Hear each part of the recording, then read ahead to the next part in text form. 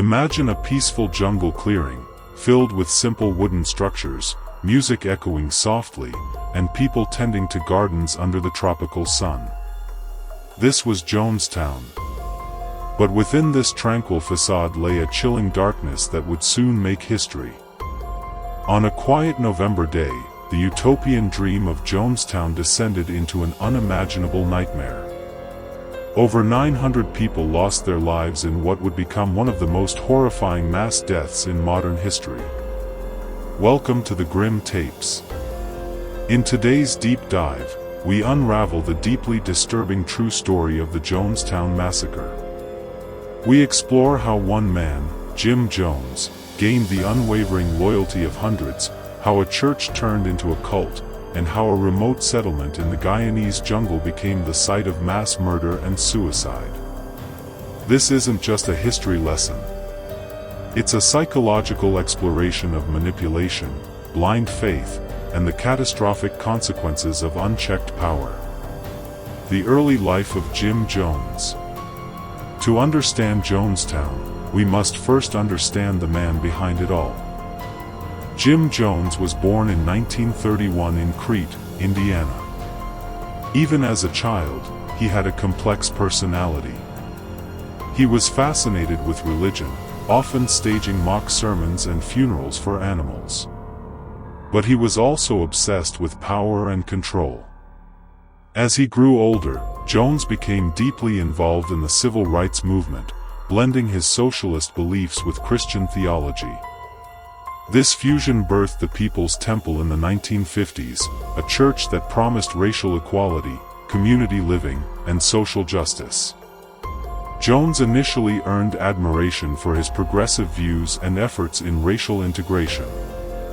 But beneath the surface, he was a deeply paranoid man who craved absolute control over his followers. He preached of apocalyptic doom and told his congregation that only he could save them. Slowly, his church transformed from a spiritual sanctuary into an instrument of psychological domination. The People's Temple, promises and deception. The People's Temple attracted thousands, particularly those marginalized by society, African Americans, the poor, and the elderly. Jones offered hope, food, shelter, and community. But joining the temple meant surrendering autonomy. Members were required to give up their property, money, and often, contact with the outside world. They lived communally, under strict rules enforced by Jones's inner circle. Jones demanded loyalty and obedience. Dissent was met with public humiliation, threats, or physical punishment. Followers were told that the outside world was corrupt and that defectors were traitors. Through a mix of love-bombing and fear tactics, Jones maintained a stranglehold over his people. The move to Guyana.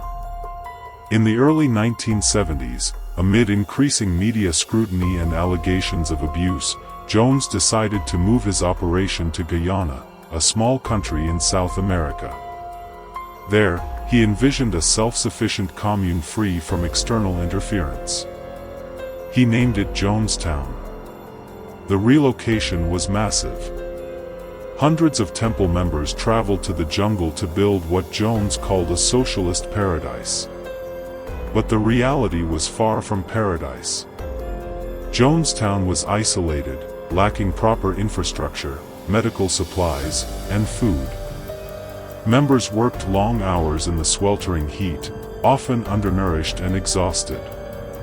Armed guards patrolled the perimeter, and Jones's sermons were broadcast throughout the camp via loudspeakers, even at night. Control and paranoia in Jonestown. Jones's mental health deteriorated rapidly. He began abusing drugs and became increasingly paranoid. He spoke of CIA plots, government assassins, and betrayal from within. He staged White Night drills, during which followers rehearsed mass suicide by drinking colored liquid. He controlled every aspect of life in Jonestown, from marriage and sex to diet and discipline. Letters were censored, visitors monitored, and defectors hunted. Children were often separated from their parents and indoctrinated into blind loyalty to Jones. The Congressman's visit. In November 1978, U.S. Congressman Leo Ryan traveled to Jonestown to investigate reports of abuse. He was accompanied by journalists and concerned relatives. Initially, the visit seemed cordial.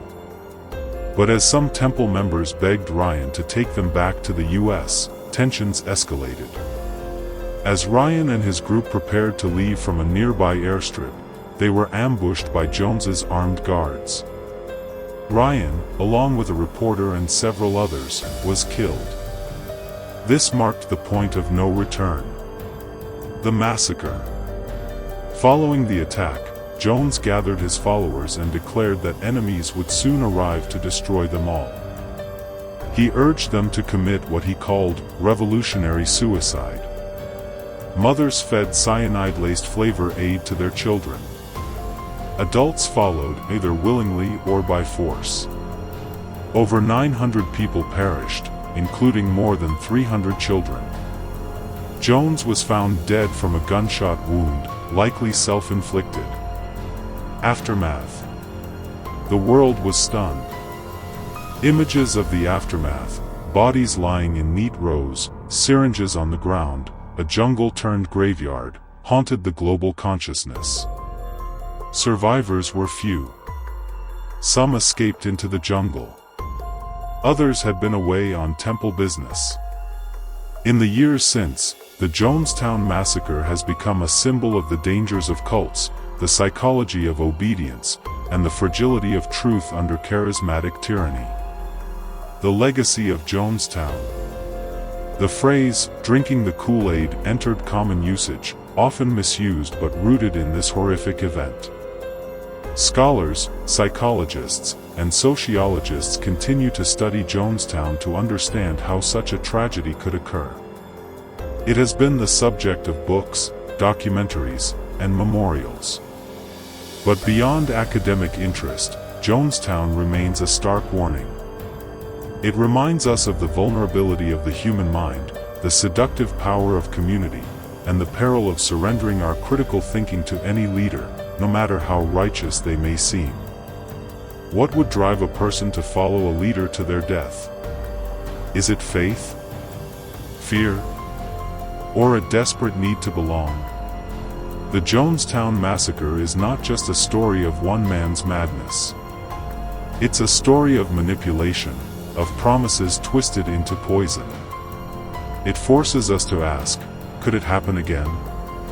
Could any of us fall prey to such control under the right circumstances? We want to hear your thoughts. What do you believe is the most chilling aspect of this tragedy? Do you think cults like the People's Temple still exist today, perhaps under different names? Share your insights in the comments.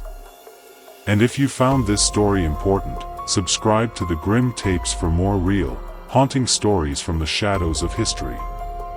Like, share, and help us keep these warnings alive so that history never repeats itself.